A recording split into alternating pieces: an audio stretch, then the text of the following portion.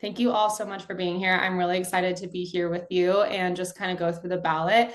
I think what we're doing is so cool, so civic duty of us, so revolutionary. And as maybe some of you know, and most of you know, I launched my candidacy for office on October 1st. And I'm not on this year's ballot, I'm on next year's ballot, but I want to do so much advocacy about transparency, what's going on in politics, because even just being in these rooms for a month plus, you are privy to so much information that voters simply just do not have. And I hate that. And I want to change that. And so this is my first part of making sure that you understand everything that's going on. And I can give you a little bit more details that probably aren't readily available to the public. So I'm so excited you're here. And I want to introduce my co-speaker today, Miss Julia Marvin. She is truly one of the reasons I am running. She's been so influential to help me be where I am today. And she also has served on city council for Thornton. So she's the perfect person to give a lot of information about what that confusing 2G means and its impacts for Colorado as a whole, and also just some more further insights. Because the truth is we're stronger together and we all have different knowledge, and I can't wait for us to bring that all to you. So let's get started. Okay, there we go. Okay, so overview, we're just going to go through some general knowledge. We're going to walk through the Colorado propositions, the Denver propositions, the city council races, and then just dates to remember. Okay, so I'm going to hand it over to Julia for the first few slides as she talks about why local elections matter and kind of give us her insights on voting as a whole. Thanks, Rayna. Hi, everybody. So as Rayna mentioned, my name is Julia Marvin. I am a former state representative for House District 31, which is representing South Thornton. And I also, before that, I was on Thornton City Council. I was one of the youngest members on City Council at the time, definitely the most progressive member at the time. And for me, what was really important was trying to do a lot of the things that Rayna is trying to do with this, of creating more transparency and helping people understand and navigate our elections and campaigns and their ballots, because there's a lot of people in power that don't necessarily want everyone to know how to do this. And so this is how we build power with people, is by sharing the knowledge. And so I'm so excited that Rayna is running for the state house. We need awesome people like her in office. And like I said, I'm so excited. And when I saw she was doing this webinar, I messaged her and I was like, Rayna, can I talk a little bit about like city councils and local elections and like why all of this really matters, because that's something that's so near and dear to my heart. So yeah, so let's talk about it. Why do these local off-year elections matter? Because a lot of, we have lower voter turnout for these. Only maybe 30% of people vote in these. So you have a lot of power and your vote has a lot of power. But really, these offices, when you're voting for the city council, the county, the school boards, these are the races of the people that are going to be in office shaping our day-to-day lives. So that's things that when you think about, like, what kind of housing is going to be built? What kind of funding are we putting towards community safety versus, funding the police? What are we teaching in our schools? What are the the curriculums for our schools? These are all things that are being decided at this very local level a lot of the time. And I used to say we would make decisions in city council on Tuesday night and they would be law the next day. Like that's just not the speed that we see things at the federal level. So like who we're not electing here is so, so important. The other thing is that these races in municipal elections, they're all technically nonpartisan. And so really what that means is that there's not when you look at your ballot, usually if you're voting for governor or state representative, there'll be the name, and then in parentheses, there'll be a D, an R, an I to signify what party they are, not for city council, not for city council. Basically, it's just a name on the ballot. And so there's no quick way to kind of see, like, figure out who people are. But I think one thing that's really important is a lot of what's talked about is, you'll hear a lot of people say, oh, well, it's nonpartisan. So like that means their politics don't matter. We just care about city issues.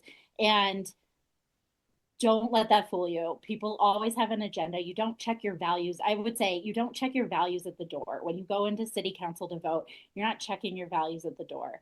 Some good examples of this is I was on city council when COVID started, and we had city councilors who wanted us to secede from our health department because they didn't believe that COVID was real and they didn't want to participate in the shutdowns. So like to me, that's not leaving your politics at the door, but you're taking those values in when you're making those decisions. So I know a lot of you are from the city of Denver and Rayna's district. Awesome. But so this will be, so this is an interesting fact is that Denver does their municipal elections in the spring. It's separate from like the rest of them. And but most of the suburbs around Denver will be having their elections this November. So this is great information to have now if you have friends in the suburbs or you're in the suburbs. And this is all going to be really good information next year when there's like 15 people running for one seat on Denver City Council, and you're trying to figure out the nuance of people's positions. So when you get the ballot, what we hear a lot of times is when people are like, when people are asked why they didn't vote in a municipal or an off year election, they'll say, well, I didn't know anything about the candidates and I didn't know where to find any information. And that's fair because a lot of times what we hear on the news, or the campaigns that have enough money to be running TV ads, and so you're seeing them everywhere, are those big, congressional campaigns, the governor's campaign. Those you don't necessarily hear a lot about who's running for, Thornton City Council in Ward 2. So it does take a little bit more effort, but those are some good ways to kind of figure out like who aligns with your values. And again, especially when it's a nonpartisan race. So it's a little bit harder to discern, where if people align with Democrats, if they align with Republicans, and like what that really means. So it's one thing that's important is to kind of look at your values and what's important to you and what issues matter most to you, and think of what questions that you can ask a candidate or do research on to figure out if they align with you. I've just got a couple down here of like, do they support making housing affordable and accessible? And what's important too is like how candidates talk about these issues. They might use some coded language like neighborhood character, and like a lot of times that is code for don't build any more housing and don't let any more people live in my neighborhood. Think about things like, do they support livable wages and working families?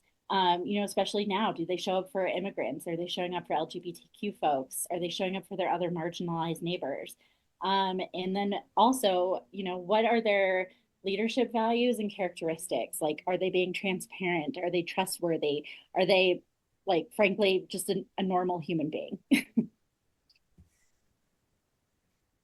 So I think the big thing is that, like we said, like local elections, it's where democracy is built or it's where it's eroded. One thing that we're seeing a lot of is, Republicans will use local elections because they're nonpartisan to kind of mask what their true agendas are, and they'll run candidates and they will pour a ton of money behind them, and they will use a lot of coded language of safer streets and neighborhoods, or things like that. And so on surface level, it makes sense. You get that on a mailer, you're like, oh yeah, I want safer streets and neighborhoods too. But what they could mean, what the candidates could mean for that could be very different things. And so this is something that Republicans have been doing for a long time. This is also where they build a bench of, the people that then end up in Congress, is starting at that local level. So this is a really important place to start with our voting, and voting with our values. The other thing is that these races have a really tiny turnout. Like I said, it's around 30%. So your voice and your networks matter a lot. And sounds like a political urban legend, but it actually did happen to my friend in North Glen. She was running for city council. Her race, they tied. They literally, they literally tied. Then they did a whole process where they go back and like check the ballots and see if there's any that like maybe somebody signed it wrong, and they go and get them to fix it. After that, they were still tied. And so they flipped a coin to decide who was going to be the representative for that city council district. And my friend lost. And so, like, it sounds cheesy to be like, your vote matters, like, every single vote matters. But, like, in these elections, when there's maybe, especially like North Glen, it's a small town, you have 1,000 people that are voting. That one vote literally was the difference between having somebody who was more community oriented and progressive in the seat versus a woman that had been in that seat for like 35 years. So it really does matter. And like I said, I think the biggest thing is that when progressives show up locally, we can change everything from housing policy to school curriculum to the future of our state. It's the same for us. When we get, strong candidates elected who are here for working families and to, support people and community, we can make policy that can build affordable housing in our neighborhoods, that can make our neighborhoods more walkable. Making sure that our schools are, inclusive and quality, are offering quality education. And, we can do all of that too at this local level. And when we show up, and it's also great because it's, that's again how we build up leadership in our communities too. So, you start on your city council candidate one day might end up being your congressperson, 10 years from now. And I think the other thing is it's not just about who we vote for in these elections, but it's about the kind of community that we're building. So one thing that I think is really great is that when you start having some of these, when you understand the system and you have these resources and like how important these municipal elections are, and you're out there doing that research, what happens very quickly is that your friends then know that you are the person that knows about this stuff, and they will come and ask you, hey, like, I don't normally vote, but like, I know you're really involved in this stuff. Like, who should I vote for mayor in my town? And so it's almost like you get to become an influencer yourself with your friends and your family and your community and your neighbors, because they know that you're a trustworthy source to come to get this information and get advice on who they should support. 100%. Okay, I think we're just going to jump into it. Julie, is there anything else you want to add before you jump in? Nope, I think that's it. But thanks for having me today, and Oh my happy gosh, of course. to take questions Yes. later on. Yeah. Okay, perfect. And yeah, I think just building off what Julia said, like the fact that you're all here and care this much about knowing what's going on behind the scenes and what the ballot issues are is just incredible and amazing. And you guys are rock stars. And I hope you take this information and give it to the people you know that are closest to you, because we're the ones that are going to make the impact. You're the ones that are going to, like Julia said, like change what's happening, because so many few people care enough to vote, just generally. So before we get into the propositions, I am going to try to move as quickly as we can. Like we said, drop questions in the chat. Casey will be monitoring. I want to give a little, like, what do you call it? When you like, I don't know. Okay, I'll just explain it. I'm not coming at these without a bias. I'm a biased person. I have my ideas and my ideologies. I consider myself a progressive, and I struggle to show up in a Democratic Party that I don't wholeheartedly agree with. That being said, I'm not going to be telling you how to vote, but you'll probably be able to know by the way that I talk about some of these things. So just know that as we go through this.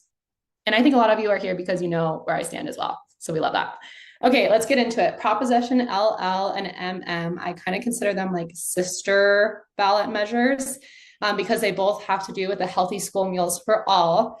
I just posted a video about this, but if you didn't get a chance to see it, basically, let's break it down. So a vote yes on Proposition LL means that allows the state to keep the over-collected funds and use it to fund future projects. And a vote no makes the state return the over-collected funds to those who were taxed, with the caveat being that you would only get money back if you make over $300,000 a year. So the reason that this is on the ballot is because of this bill called Tabor. And I don't know if you've heard about it, but progressives absolutely hate it. It's in the Colorado House. It basically states that anytime that Colorado overcollects taxes, we have to put it back to the people to decide if they want to let the state keep the money or give it back. And I know a lot of times people think, yeah, we want our checks, we want it back. But like for Proposition LL, you would only get a check back if you make over $300,000 a year. Okay, that's all I have on that. Does anyone have any questions?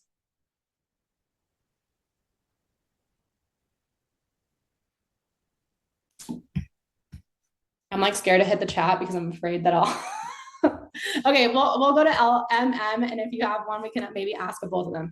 So Proposition LMM is still under the Healthy School Meals for All, and a vote for yes would continue the program and increase state taxes for those earning $300,000 or more annually, and add funding to SNAP benefits, which we all know is a very topical topic right now as the government is shut down and we're about to enter November. A vote no would keep income tax for those making over $300,000 or more annually the same. So I can tell you that generally people are in favor of this across, I don't know, I want to say across aisle. I really can't speak for Republicans. I have no idea what they want these days. But it just helps feed kids. It helps. Wow, I should already tell you what it is. So the Healthy School Meals for All is a program that provides free breakfast and lunch to participating public schools in Denver, regardless of a family's income status. So you've probably seen a lot of videos of being like, let's feed the kids, let's get them meals. This is where that is about because it helps feed children. Okay. Casey, any questions? Not seeing any yet. Okay. Any hands? There's nothing in the chat. Mike says my students use this, so not a question. But I love that. I definitely used it. I was a public school kid with a single mom who didn't have funds all the time. So I am very much in favor of feeding the kids as someone who has used this before. Okay, the bond bills. Oh, the beautiful bond bills. So we'll spend some time on this. I can tell you that it's been a huge campaign in terms of the mayor sponsoring this. So let's break it down. So it's sponsored by Mayor Johnston. And what is a bond? I think is so important to understand here before we get into the depths of the bond bills. So bonds are when, in this case, a city borrows money to pay for a big expense, and they have to pay back that money plus interest in a set period of time. So that's why they're saying that they're raising money without raising taxes, because we're technically borrowing the money. But the thing is that the city has to eventually come up with the money to pay back that loan and the interest that is on top of the loan. So if the city doesn't have a solid flow of cash or potential for future cash flow, then the taxes might have to be raised and programs cut in the future to pay back the loan. I'm going to give you a little background. Oh, we love a kitty. I'm going to give you a little bit of background on people that are for and against. Again, I think you've probably seen a lot of TikToks or videos about for or anti the bond bill. I think something that I do appreciate they did is that they broke it up into 5 different sections, and you can vote yes or no on different ones depending on if you want to give money to that. But the bond bill is proposing $950 million be taken out to invest in infrastructure and city improvements. And let's get into it. I have so much to say. Okay, so the bond bills, we're going to go by each one and kind of talk about what they're talking about. So 2A is about updating infrastructure around the Santa Fe Arts District, 38th Avenue, and safety improvements for cyclists and pedestrians all across the city. I think these bond bills are such a perfect example of the nuance of politics, of how there might be a yes amongst the no, or you might not agree with what it's all saying, but is it for the betterment of the city as a whole? That's a question that you have to ask yourself. So some issues that people have with 2A is that baked into it is this idea of creating new stadium infrastructure. If you guys have heard, they want to redo the Broncos Stadium and move it, and one of the locations that they want to move it to is included in 2A. And the people against it have been saying, why are we paying for infrastructure financing when for millionaires who want to build the stadium infrastructure? However, I'll say on the other side, people who go across this bridge constantly are saying it would be so helpful to have new infrastructure and investing in the bridge and just better traffic ways. And I would also say there's been a huge uptick in cyclists accidents recently. And so being able to create spaces for cyclists and pedestrians and increasing in a transient, like a trans for people to walk around in their city is desirable. So I will leave it at that and we can go over all the bond questions. So that is up to you whether that's important to you, but hopefully you can understand both sides. 2B, I'll say that at the end. 2B is park development and infrastructure, so recreation center upgrades. There hasn't been really much dissent specifically for 2B, other than it costs a lot of money. 2C, building a new health center for medical services and increased care, expanding Denver's Children Advocacy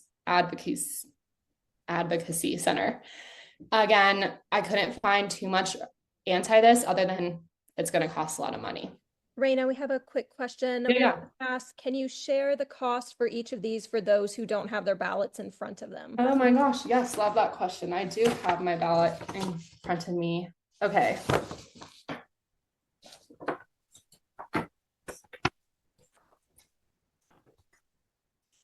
All right, so 2A would be, if I'm reading this right, $441 million. 2B would be $174 million.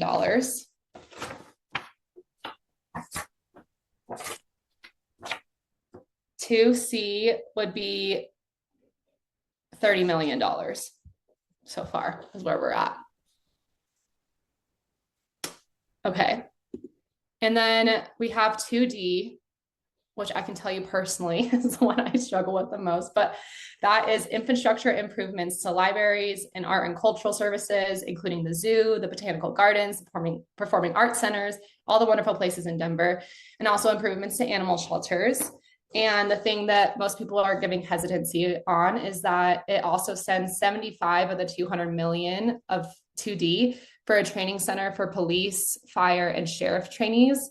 And this comes after City Council and the mayor raised police funding pretty recently. You may or may not know that a lot of layoffs happened because Denver is in a budget shortfall, and but the police were not cut. And I don't know, honestly, maybe Julia, you can offer some insights on why you think that Denver City Council decided to invest in the police department. But before we get there, I want to give you an alternate perspective because this is what it's all about on this bill. So I asked my contacts why the training center, because that was the part that was giving me the most hesitancy. I am totally for improving libraries and art and cultural infrastructures.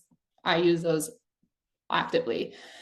So here's some points. Denver is the only major city with no dedicated public safety training center.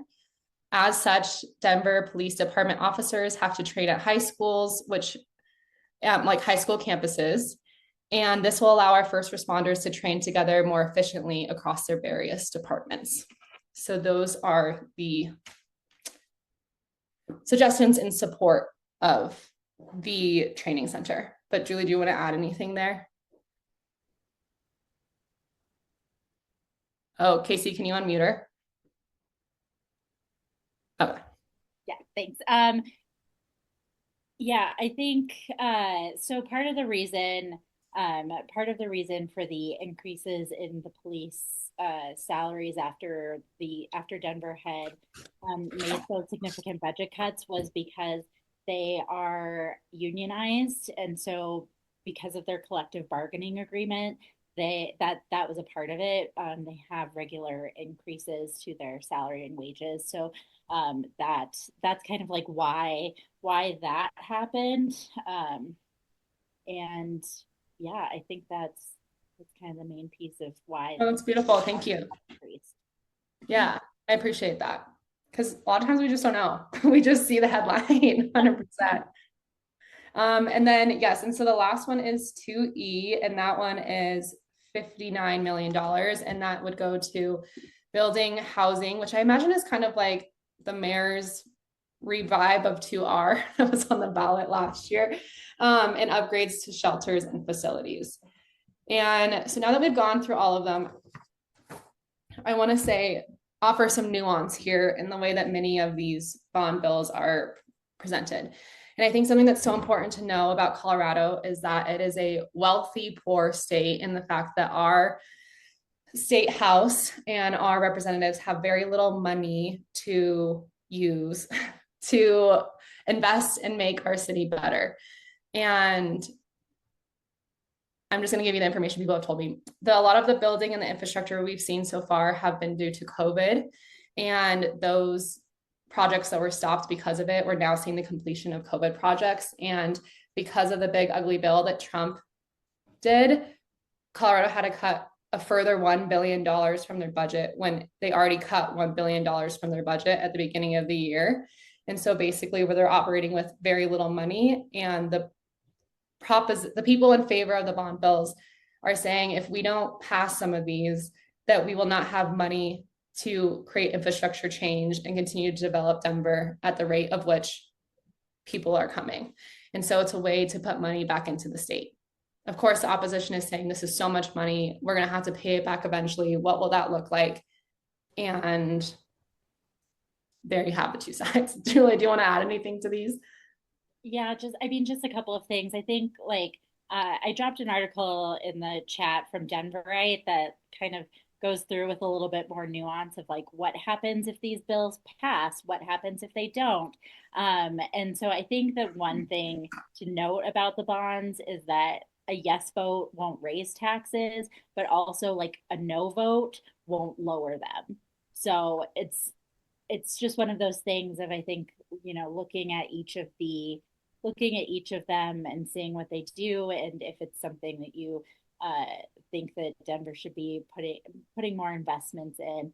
I think the other thing about it too is, especially with everything that's happening at the federal level and like Rayna said, at the state level, where we're seeing all these cuts, having some of these funding sources for the city allows the city, like it gives the city some cushion from what's happening at the federal level. So we're not as dependent on those funds. So like a good example is like housing and homelessness prevention. They are cutting so many resources from HUD at the federal level, but it's still going to affect Denver, but not quite as much because we have some other funding sources from our taxpayers that can help, that are help paying for it. So all of that funding is not coming just from the federal government.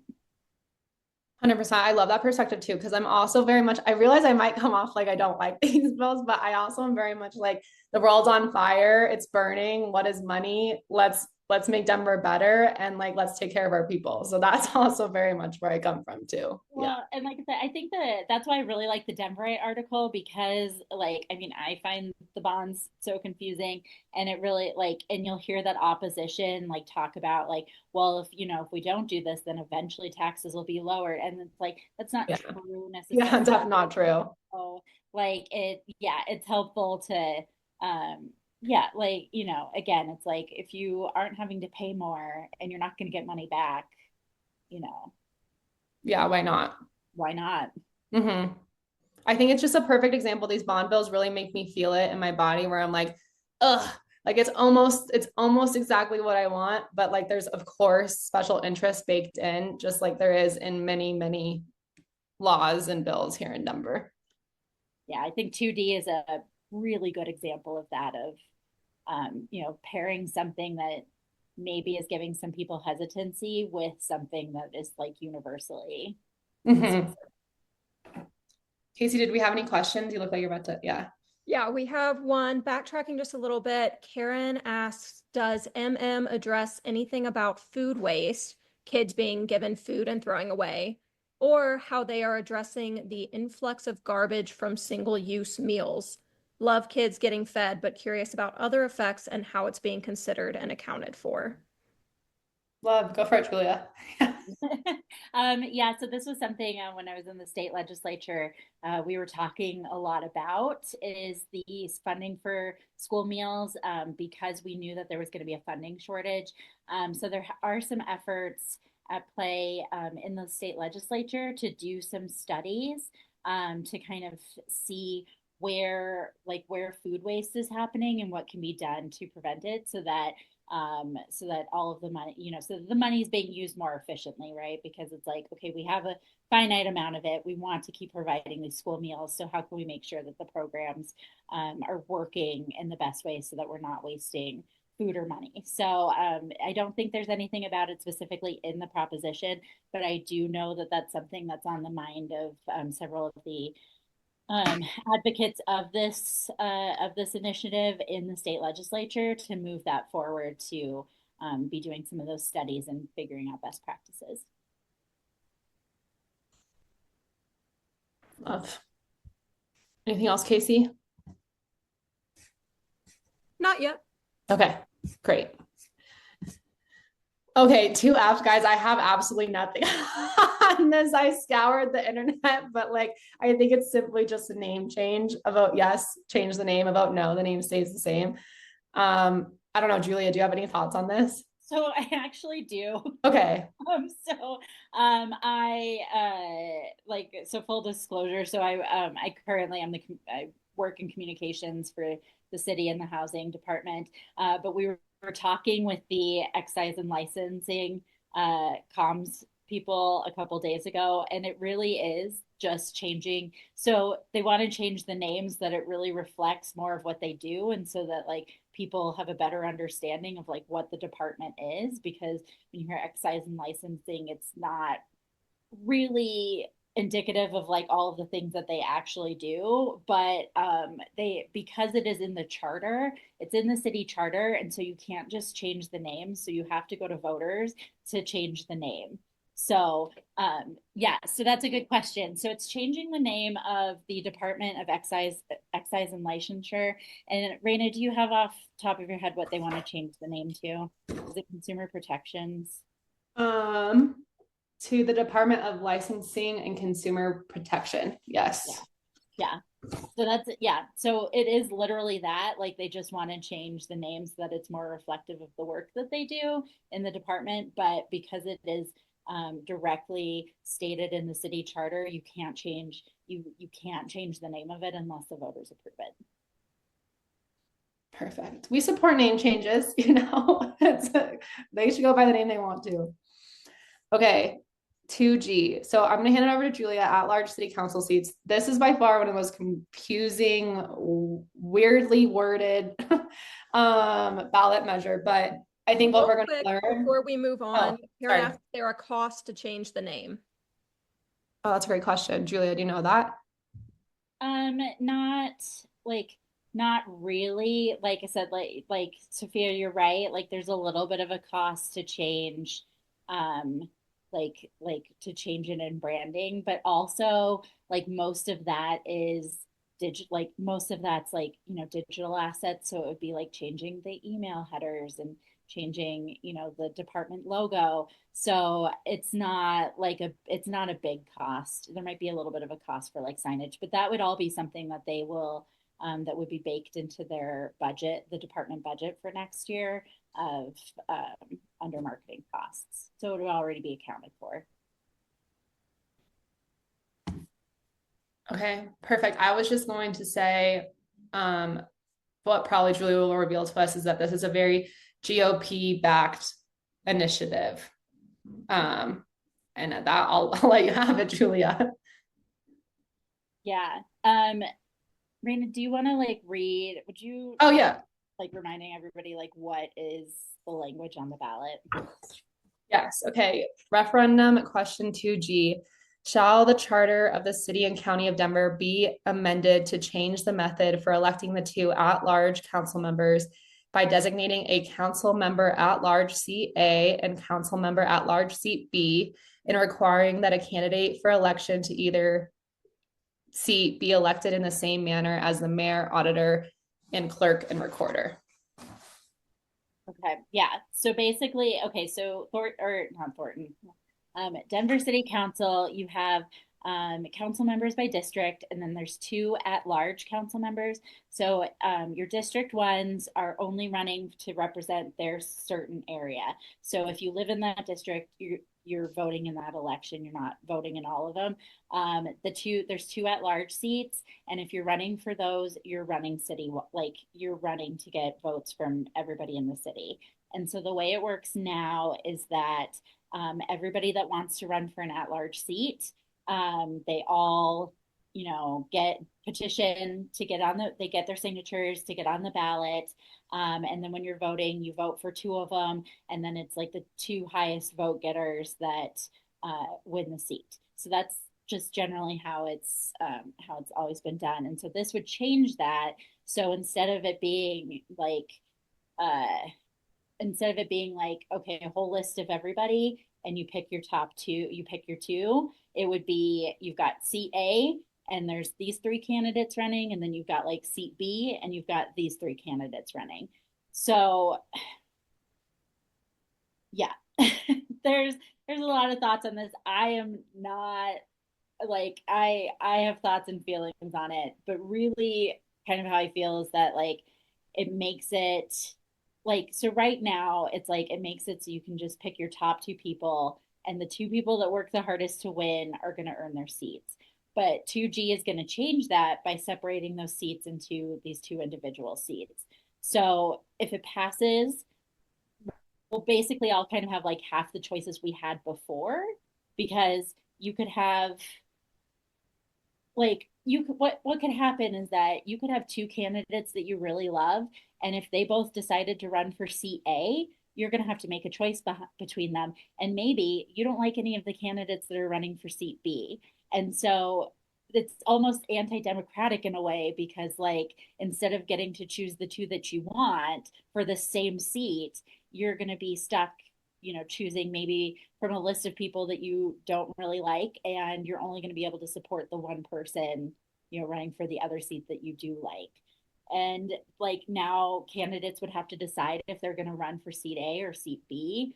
They might have to run against somebody that like they would instead be campaigning with, because they might have be like, vote for the two of us for these seats. The Yeah. other big thing, oh, sorry, go ahead, Rayna. Oh no, I was just gonna, no, go ahead. Yeah. Okay, I was going to say the other big thing about this is that what would happen in those types of races if we separate it into two seats, if nobody gets over 50%, then it goes to a runoff.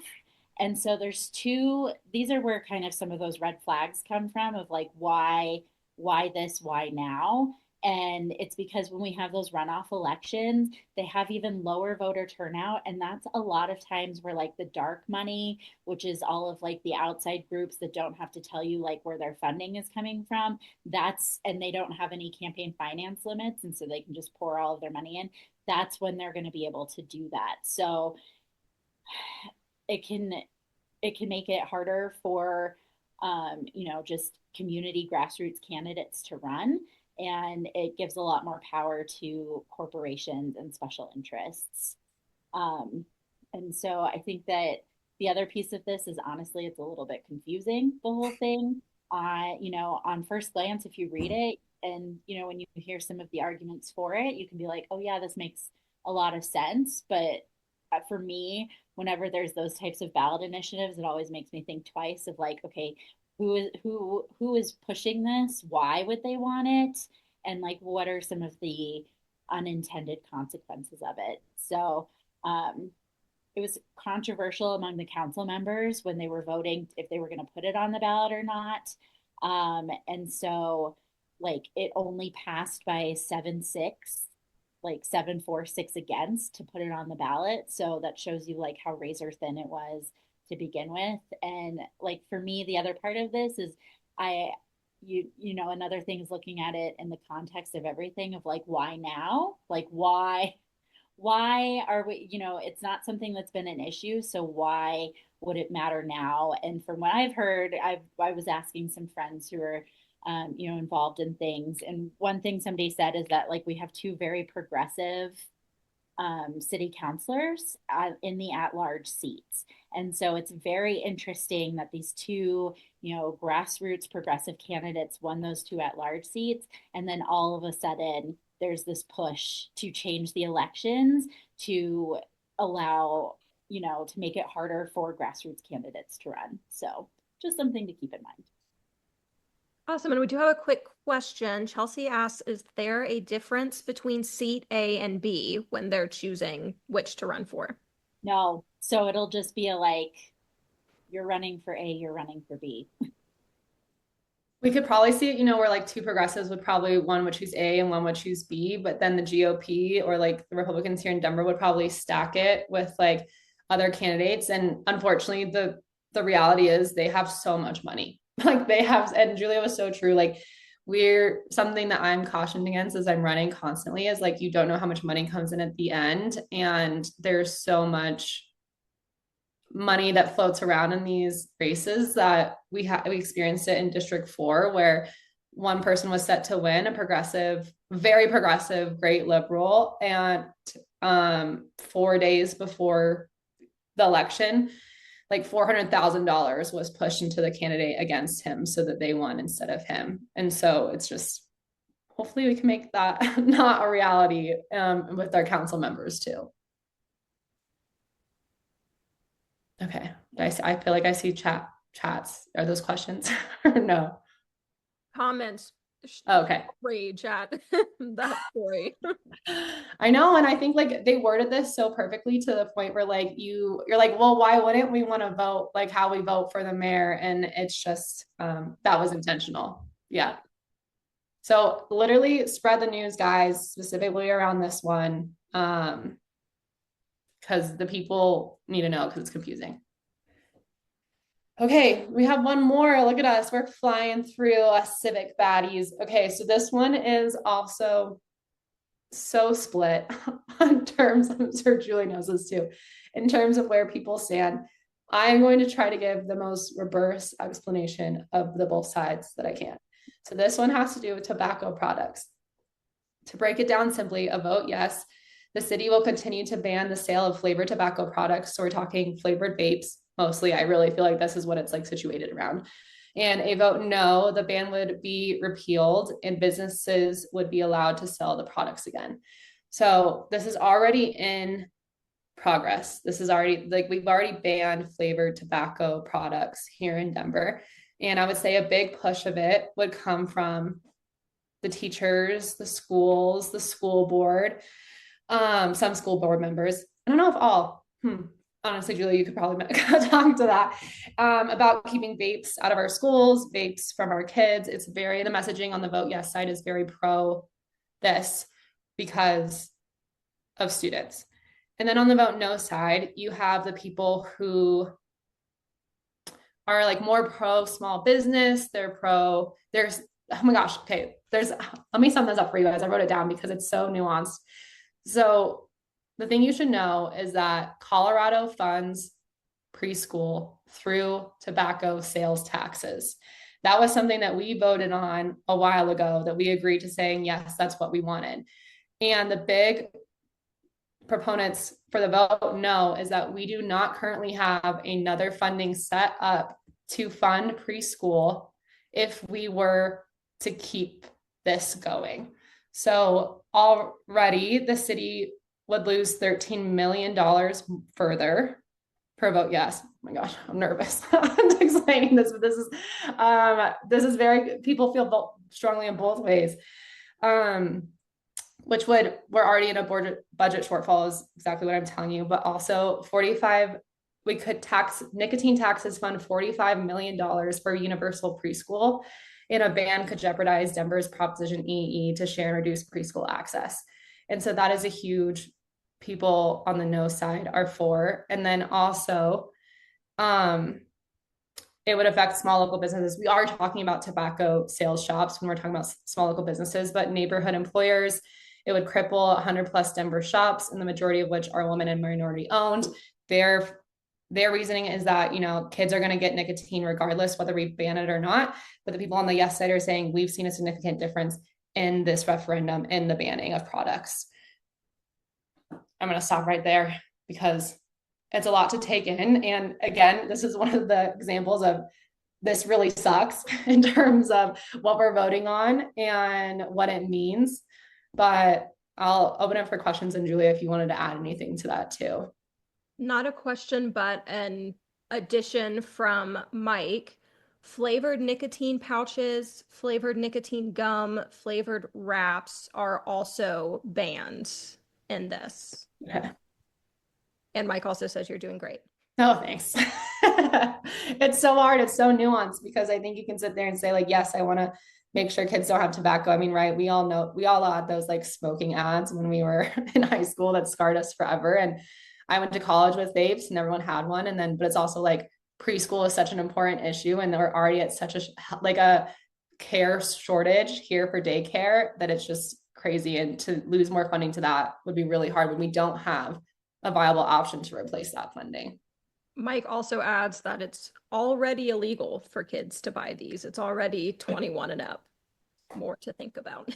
Yeah, 100%. Like the kids are already getting it regardless, even though we're not selling it to them intentionally.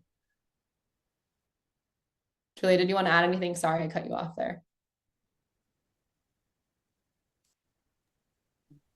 I'm just gonna drop I mean, I feel the same, Rayna, of like this is I don't like, yeah, I think it's really just personal preference on how you feel about it.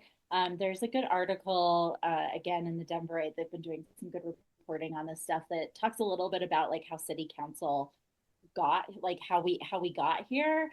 Because I mean, I think one thing that is good to look at is like city council didn't just, on a whim make this vote. Like there was a lot of testimony, there was a lot of research, like it was a long process for them to put this ban in place and originally. And so I think it could be helpful too to kind of look at look back at some of that of like why, like what was their reasoning for putting this in place originally. And again, it goes back to I always recommend following the money of like who put this on, like who was behind putting this on the ballot to overturn it, and who is supporting overturning it, and who's not. Because like again, I think that there's I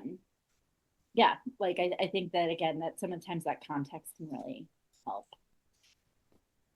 100%. All right. Do we have any other questions? We have a couple questions. Haley asks, I'm confused. There are gas stations, liquor stores, etc., in Denver County that sell flavored tobacco products. How are they doing that? That's a great question. I think I can speak to it unless Julie, you want to take it, but these are specifically talking like business, like tobacco business stores, like vape shops and smoke shops, I think is what specifically this applies to.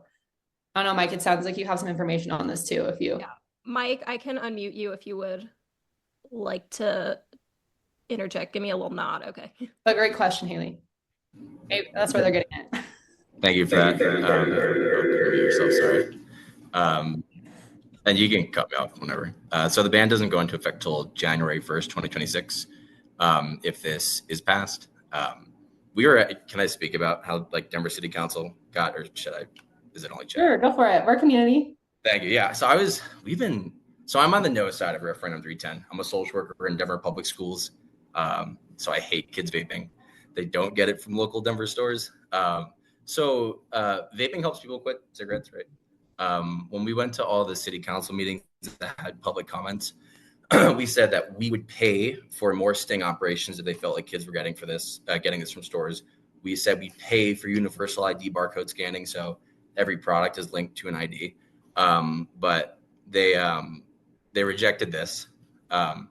We said there's no case ever of nicotine causing cancer, but cigarettes has killed millions and millions and millions of people, and this makes smoking cessation devices like vapes and nicotine pouches, nicotine gum illegal, but keeps cigarettes legal. So we didn't like that, right? Public health, that's important to us, and small business. It's important to know that the yes side is backed by a billionaire who has investments in tobacco companies. So if you are siding with small business, it's a no vote, and the yes vote is with a billionaire. Love that. Thank you, Mike. I love the social work from a school too perspective. That's great. Yeah. So basically, to sum it up, this hasn't already taken place, but we're trying to repeal it before it can take place on January 1st. Okay. And one more question, is this directed, oh, the chat keeps jumping. Hold on. Is this directed to vape products or just cigarettes / cigarillos? Say that again. Oh, go ahead, Mike. I'm you again. There you go. Sorry, if that's okay. I've been calling Democratic voters all day. I'm like, please help. So this is any flavored nicotine and tobacco product. It's important to know there is only one cigarette that is technically flavored, and it's a menthol flavor. So you're still getting Marlboro Reds. You're still getting every single cigarette except for this one flavor. But cigarillos, every sort of like tobacco wrap, like a blunt wrap, tobacco wrap, obviously vapes, nicotine pouches, nicotine gum, anything that you're going to use to like quit smoking becomes illegal, and only cigarettes are legal going forward. So just please vote no. That's crazy. Anything else, Casey? Okay, we're good to go. Okay, we're just about done, but Julia, I was wondering if you wanted to give, or if you had any thoughts about the director at large for the school district 1. Do you know these people by chance? If not, I can.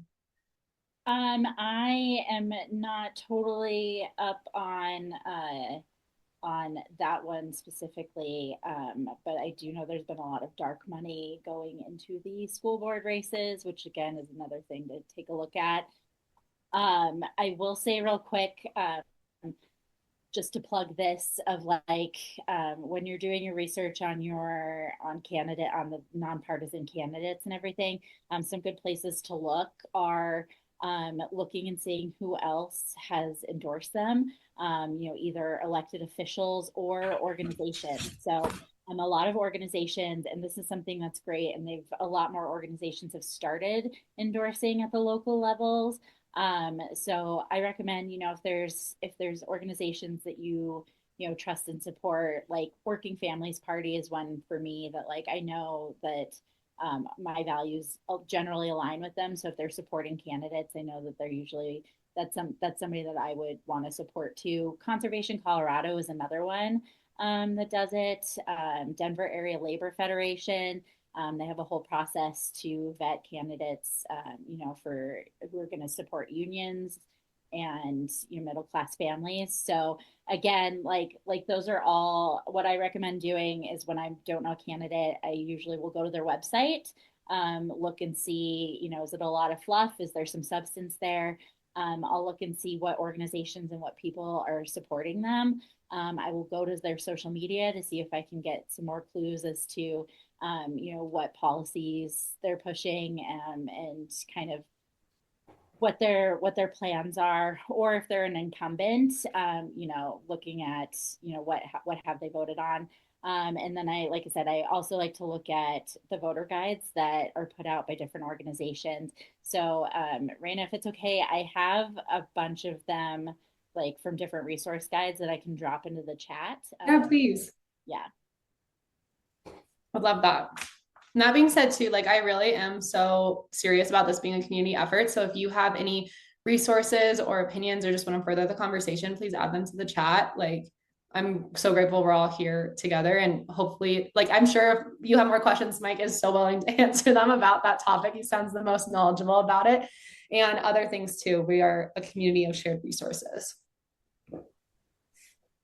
Okay, wrapping it up, just dates to remember if you're mailing back your ballot, getting it in the mail Tuesday, October 8th. So tomorrow, 28th. Wow. So tomorrow. So if you filled it out, make sure all the circles are filled in. Grab your sticker, seal it, drop it off, and put it in your mailbox by tomorrow. If you're dropping off your ballot at a certified location drop off, just get it there by 7 p.m. on November 4th. And if you're voting in person, Tuesday, November 4th, a week from tomorrow. It's exciting. I'm proud of you all for voting. You guys are rock stars. Thank you so much for being here. Rayna for House District 5, sponsored by that. And this is absolutely 100% free, but fundraising is a part of this job. So if you want to drop your girl $5 to my donation campaign as a thank you, that would mean everything. And I just we'll open it up. Casey, what else? Yeah, we have Kaylee asks, where do I learn about the director at large candidates? You can honestly, like what I think what Julia was saying, like search their website. I'll probably go to social media and see who's like following them and what they post about. It's pretty clear, right? And I think maybe something that Julia said that really inspired me is like I'm going to put together a little list of, you call that like the neighborhood talk, or like the sayings or the things that the GOP usually like to use when it comes to marketing. So you guys can have that resource knowledge in terms of like sayings to flag. But I'll also look for these two and I'll kind of make my pick, and you guys can follow along on my Instagram. I'll be sharing that there in terms of like which one I feel most aligns with who I am in my politics.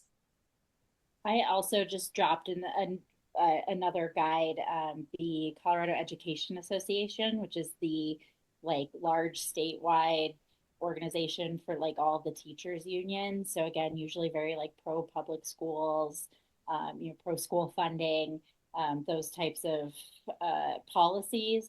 I just dropped their recommendations. They don't have it by like at large, but they do have all of the Denver school, their recommended candidates for Denver School Board. And I know like the Working Families Party guide and I think the Denver Area Labor Federation, those would all have recommendations too for the school board races. Amazing. I think that is all the questions we have for now.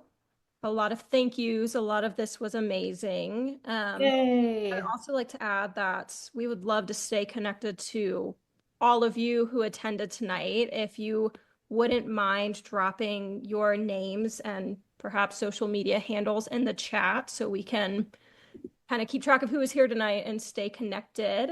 I'll also save all of the resources that have been shared in the chat so we can get those to you in case you haven't copied those.